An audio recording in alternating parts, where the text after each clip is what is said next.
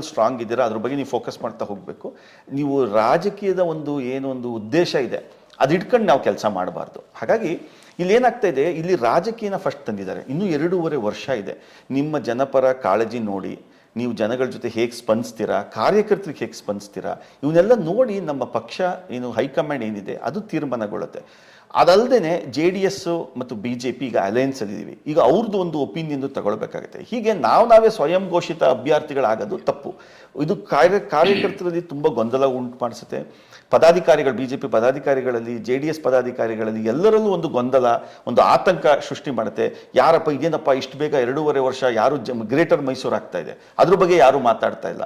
ಮೂಲಭೂತ ಸೌಕರ್ಯಗಳ ಬಗ್ಗೆ ಯಾರು ಮಾತಾಡ್ತಾ ಇಲ್ಲ. ನಿಮಗೆ ಕಾಂಗ್ರೆಸ್ ವೈಫಲ್ಯತೆ, ಎಷ್ಟು ಕರಪ್ಷನ್ ನಡೀತಾ ಇದೆ, ಅದ್ರ ಬಗ್ಗೆ ಯಾರು ಮಾತಾಡ್ತಾ ಇಲ್ಲ.